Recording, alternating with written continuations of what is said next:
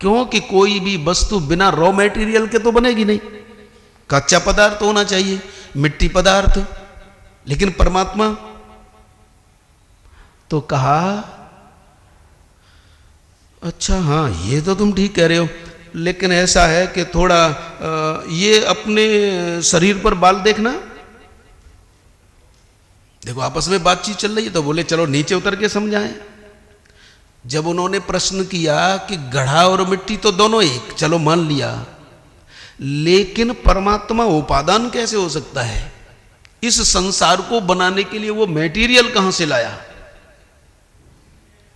और ये अटपटावी है साहब, शास्त्र सुचिंतित पुण्य पुण्य देखिए, बार बार प्रयास करना पड़ेगा साहब। जब उन्होंने प्रश्न किया कि मिट्टी से घड़ा बनता है, वो तो ठीक है, और वो जो कुम्हार है वो अपने गधे पर मिट्टी लाता है, लेकिन इस परमात्मा ने इस जगत को बनाया तो इसका मटेरियल कहां से लाया? वैसे इसका समाधान तुलसी बाबा ने भी कर दिया, जय सृष्टि उपाई सकल बनाई संग सहाय न दूजा। बोले उस परमात्मा ने संसार को बनाया, दुनिया का कुम्हार तो मिट्टी लाता है गधे पर लाद करके, लेकिन न कहीं से मिट्टी लाया, और ये स्वयं ही मिट्टी है, स्वयं ही गढ़ा है, स्वयं ही कुम्हार है। तो बोले ऐसा हो जाता है, हमें प्रमाण दो, तब तो हम माने। हम बिना प्रमाण के कैसे, बिना प्रमाण के हम कैसे मान लें कि परमात्मा ही कुम्हार, परमात्मा ही मिट्टी और परमात्मा ही गढ़ा? तो हमारे वेदांत दर्शन में एक मकड़ी का उदाहरण दिया है, ऊर्ण नाभि का, एक रस्सी का उदाहरण दिया है, एक ये रोए जो निकलते हैं उनका उदाहरण दिया है। तो बोले ऐसा है, आपने जो प्रश्न किया है हम उसका सम्मान करते हैं, लेकिन परमात्मा की तो बात छोड़ दो। परमात्मा ने कुछ ऐसे बनाए जो बता देते हैं कि हमारा परमात्मा निमित्त कारण भी है और उपादान कारण भी है, और अभिन्न निमित्त उपादान कारण है। अच्छा, हम अपने घर को बंद करके चले जाएं और उनमें फिर कुछ दिनों बाद खोलें तो मकड़ी के जाले दिखाई देते हैं। अब उस मकड़ी से पूछो तू जाला कहां से लाई? मकड़ी कहीं से जाला लाती है? नहीं लाती। कहां से निकलता है? उसके अंदर से। तो उदाहरण दिया है हमारे वेदांत में कि जैसे मकड़ी जाला बनाती है,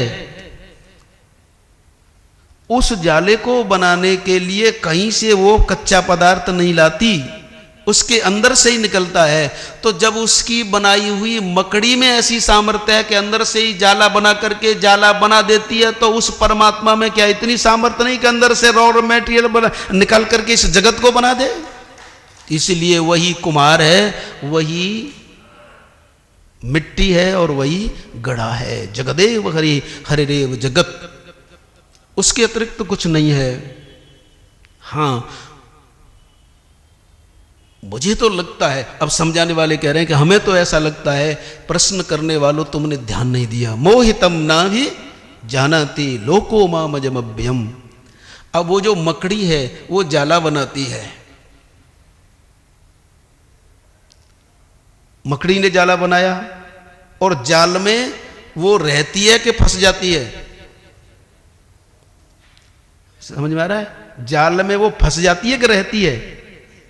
न तो हम तेसु ते महे। मकड़ी जाला बनाती है लेकिन वो उसमें फंसती नहीं है, बल्कि उस जाले के पास जो आता है वो कीड़ा फंस जाता है और मर जाता है।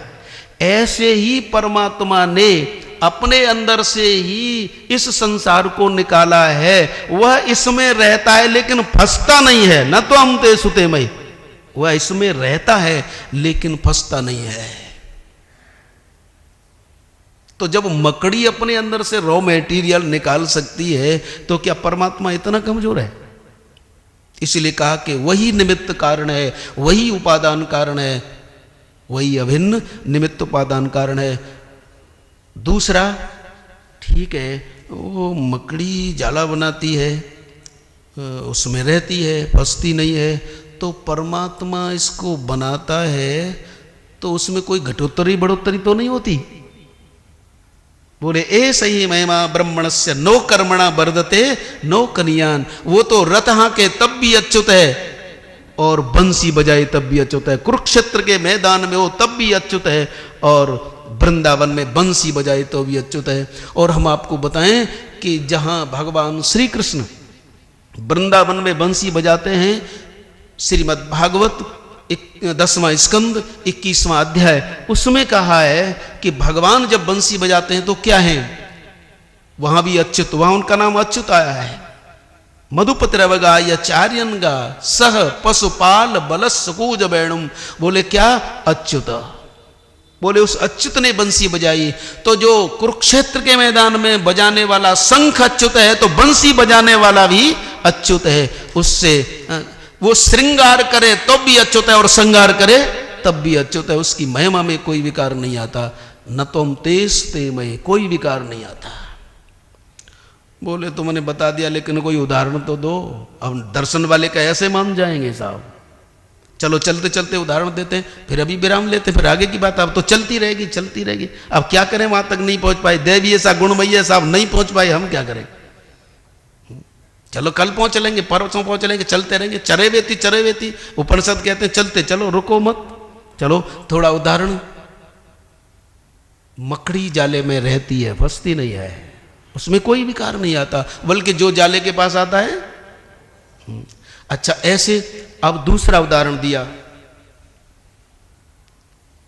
लोमकूपा ने,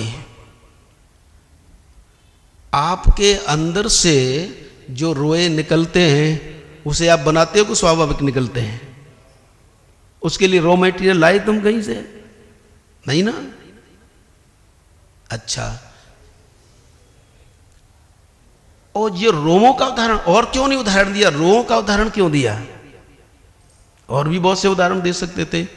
तो कहा न तो हम तेसु तेमय, इस रोम में, इन बालों में आकाश तत्व की, वैसे देखते हैं तो वो स्थूल दृष्टि से दिखाई देता है, लेकिन इसमें आकाश तत्व की ज्यादा प्रधानता होती है। इसलिए नखों में, पके हुए नख अपने आप बढ़ते हैं, रोम अपने आप बढ़ते हैं, सांस अपने आप चलती है। प्रयास पूर्वक सांस लोगे तब परेशानी है कि अपने आप चले तो। सांस सहज जाकी सहज सांस श्रुतिचारी, सांस सहज, बाल सहज, नाखून सहज। और जब ये नाखून आपके बढ़ जाते हैं, पके हुए नाखून काटते हो तो कितना दर्द होता है? नहीं होता। और बाल काटते हो तो क्यों नहीं होता? क्यों नहीं होता? इसलिए नहीं होता क्योंकि इसमें आकाश तत्व की प्रधानता है, और आकाश तत्व असंग है, सबको धारण किए, लेकिन न तो हम तेसु तेमय, तो इसलिए रोमों का। खैर आगे चलिए, अब क्या बताते हैं कि क्या ऐसा वो करता है तो उसमें कोई घटोत्तरी बढ़ोत्तरी? कुरुक्षेत्र के मैदान में अच्युत, वृंदावन की लीला भूमि में अच्युत, तो उसने ये जगत बनाया तो वो च्यवित तो नहीं हो गया, उसमें स्खलन तो नहीं हो गया, उसमें विकार तो नहीं हो गया? बोले नहीं। बोले कैसे? तो उन्होंने रज्जू का उदाहरण दिया कि थोड़ा सा अंधेरा, थोड़ा सा प्रकाश, आप चले जा रहे हैं, न तो घोर अंधेरा है न घोर प्रकाश है, थोड़ा सा अंधेरा थोड़ा सा प्रकाश। रस्सी टेढ़ी मेढ़ी पड़ी है तो दूर से क्या लगेगा? सर्प। रज्जौ यथा हेर भ्रमः, रस्सी में सर्प। तो उस रस्सी में आपको सर्प दिखाई दे रहा है, रस्सी में सर्प वास्तव में है नहीं है। कब दिखाई दे रहा है? प्रकाश में कि अंधेरे में? न अंधेरा है न प्रकाश, न ज्यादा अंधेरा है न प्रकाश है, रस्सी में सर्प दिखाई दे रहा है।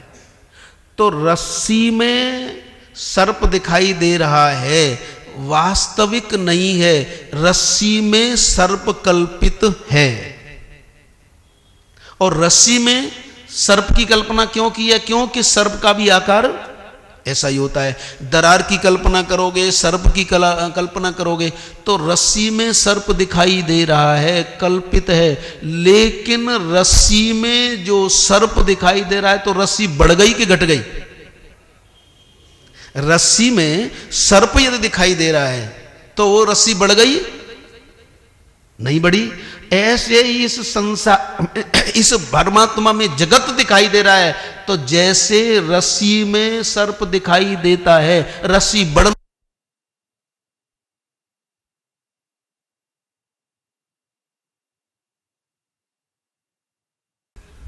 किसी ने कहा कि तू परेशान क्यों हो रहा है? बोले क्या करूं, ये सर्प आगे पड़ा है। बोले तेरे हाथ में कुछ है? बोले डंडा है। बोले मार।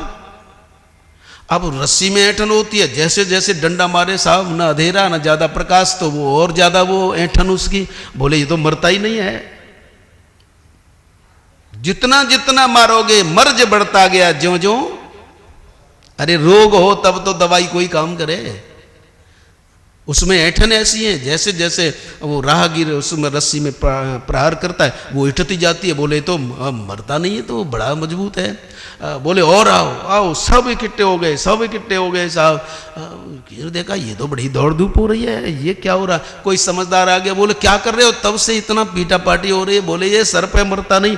बोले कि मरता नहीं? बोले हाँ देखो, कभी इधर कभी उधर इतना मार रहे हम। बोले थोड़ा प्रकाश करके तो देखो कि अब कितना जीवित है। और जब प्रकाश किया, बैटरी जलाई, टॉर्च जलाई, तो बोले अरे ये क्या? तो ये थोड़ा सा प्रकाश कर दो, रस्सी ज्यों की त्यों हो जाती है। वैसे ही थोड़ा इस सत्संग का आश्रय ले लो, ये रस्सी में जो सर्प की कल्पना है ये सब नष्ट हो जाएगी। तो ये अंधेरा कैसे दूर होगा, इसकी चर्चा कल करेंगे। मामेव ये प्रपद्यन्ते माया में ताम तरंतते। कल बताएंगे भगवान कि दैवी हेसा गुणमयी मम माया दुरत्या। 14वें श्लोक पर कल विचार करेंगे। दैवी हेसा गुणमयी मम माया दुरत्या मामेव ये प्रपद्यन्ते माया में ताम तरंतते। इस माया की 5 चीजें भगवान ने बताई कि एक तो ये दैवी है, दूसरे हेसा यानी प्रत्यक्ष है, तीसरे ये गुणमयी है, और चौथी है कि ये मेरी है, और 5वें में बताएंगे इसको पार कैसे होते हैं।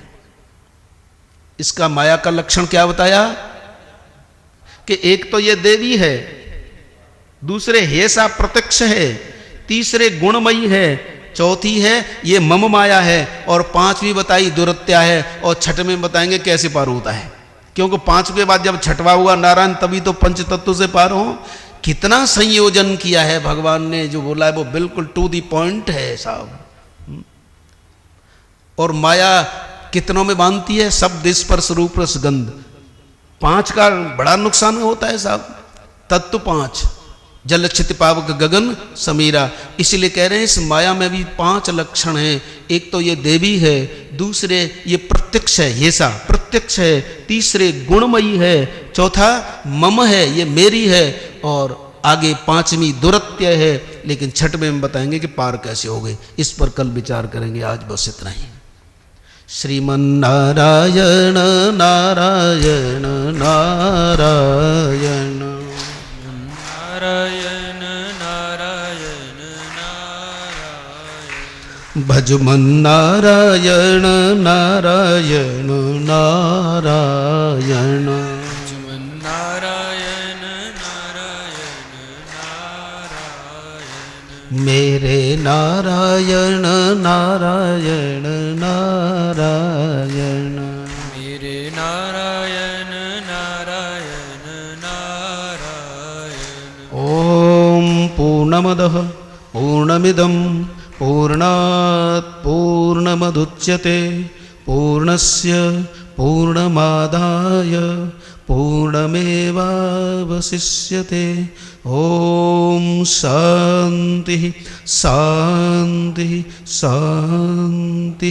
बोलो गीता माता की, गीता वक्ता की, सद्गुरुदेव भगवान की, हनुमान जी महाराज की, गणेश जी महाराज